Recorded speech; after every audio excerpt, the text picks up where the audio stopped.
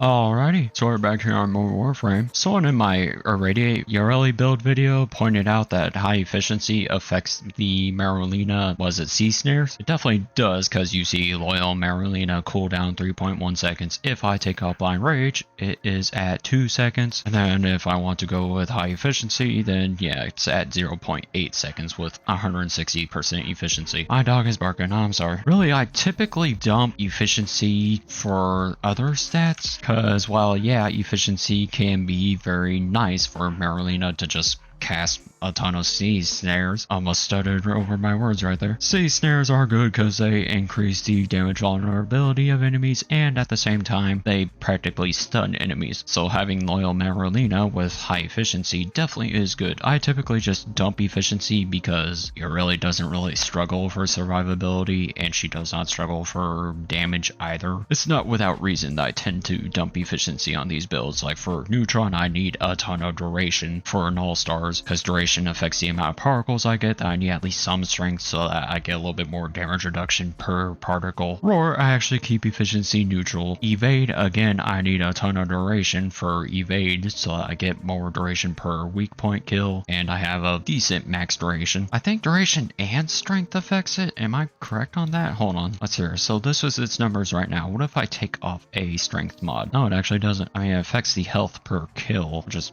not exactly the most important thing. But at the same time, I can't really take off Umbral Intensify because I love Forma. Yep, don't need to put on Fiber, don't need to have on Vitality. Although I definitely could have on Umbral Vitality, it's not the worst idea ever. Where does Umbral Vitality put me on here? 965 HP. I mean, it's not the most needed thing in the world. I guess I do have enough capacity where I could put on like Streamline or something. Guess I'll just go with Vitality for now, actually. And then Smite, I just want a ton of strength for the better radiation weighting so that I can actually proc Irradiate, because otherwise I do too much damage and just cannot proc Irradiate. It's basically like suffering from success. Anyway, I might do a 5th build that actually utilizes high efficiency. I would like to try an Arcane Sculptor build, and there probably is at least a decent option for that, which would be Molt, Saren's ability. I looked at all the other abilities that affect, or sorry, that can actually proc Arcane Sculptor, and there's just not very many appetizing ones. There's Bright Bonnet, but like I don't really need the extra strength in that case, as well as the energy gain. But here's Loyal Marulina with a ton of efficiency. You can see she is just casting out a ton of sea snares like every 0.8 seconds. It is pretty good, I will definitely admit it, but really it's up to you what to do. Efficiency is something that can either be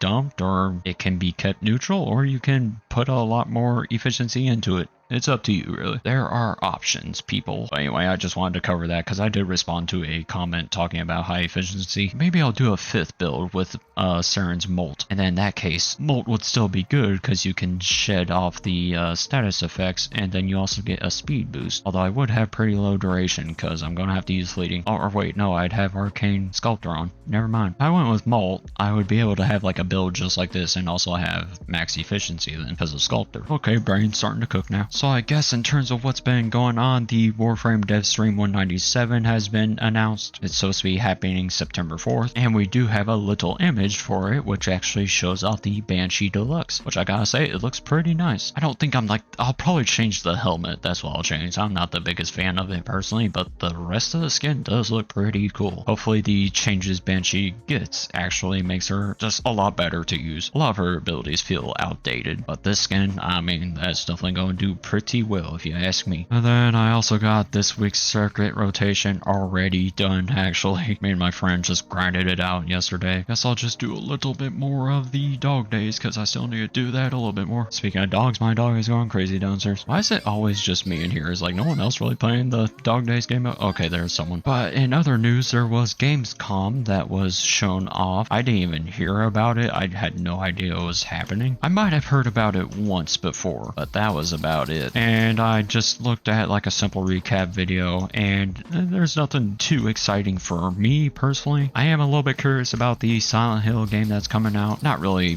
one to play horror games. I'm not scared of horror games, but I think they're like just better to watch, if that makes sense. I feel like some games are, you can basically get the full experience by just watching it. You don't really need to play the game yourself. I feel like a lot of story games can be that way. Some of the dark picture games, for example, like Until Dawn, it's like you don't really need to experience the gameplay of it, I feel like, but it's good to watch other people play it, see what their outcomes are, and etc. That's how I am personally, because for me, I'm a lot more gameplay oriented. That's what will actually get me to buy a game, is if I just have to experience the gameplay. Because, for example, Doom Eternal, when that first came out, I was watching a live stream of it, and even though I had already watched the game be played for like 5+ hours, I knew, yeah, I have to buy this and just experience this gameplay for myself. It looks too fun, and it absolutely was fun. Doom Eternal is still probably the best Doom game in my opinion, at least modern Doom game I should say. Like, absolutely no disrespect to the OGs. Different time period though, you know. And then for the last game that was shown at Gamescom though, it was The Witcher 3, which is getting remastered, and really like a ton of updates actually. I've never played The Witcher 3, I'm not interested in it personally, but I know a lot of people love it, and it sounds like good stuff, and it's definitely a good final game to show. Because I remember last year, I don't remember if this was for Gamescom or E3, but Highguard being the last game shown was, ooh, that did not go over too well. We know how that unfolded. And then there was Metro 2039 shown at Gamescom, which is one that I might be kind of interested in. I've only played 1 or 2 of the Metro games before, and I never finished either of them. I think they were free for like a limited time on Xbox. I tried out Metro 2033 and Metro Last Light, I believe. I might have to buy some of the Metro games and try them out, because I looked at Steam here recently. There is Metro 2033 Redux on Steam, and it's about $20, which isn't too bad if you ask me. I mean, I'm not really playing too much else right now. Warframe, not a lot going on Warframe right now. We still mainly gotta wait for the fall update for the new Warframe to come out, and then winter time for the big expansion, you know, Tau to come out. And obviously Destiny 2 is yeah, you guys know, sad times. But then there's just not too much else on my radar that's actually coming out soon. I would say there's probably not really anything else in Gamescom that I'm interested in. I'm just very first person shooter brained, so to say. I've played my fair share of third person games and side scrollers, but first person always just kind of clicked with me for some reason. Also, I think I still might need to someday get into emulation, because I have a ton of PlayStation 2, Xbox games that I would like to experience again. For example,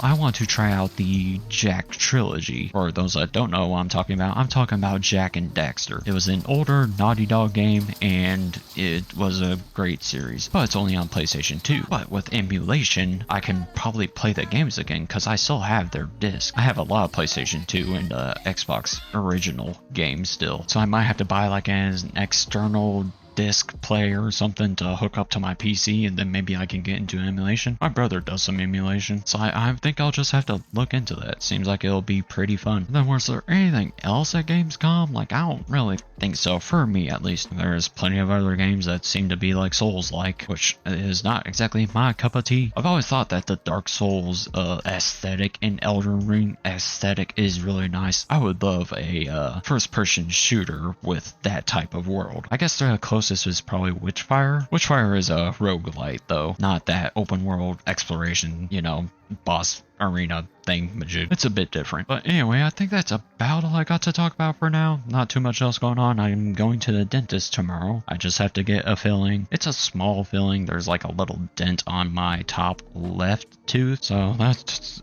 totally exciting. But anyway, hopefully you guys enjoyed the Gamescom showcase, and there's plenty of games for you guys that you are interested in. Yep, words English tough. I think I might have to get into the Metro series.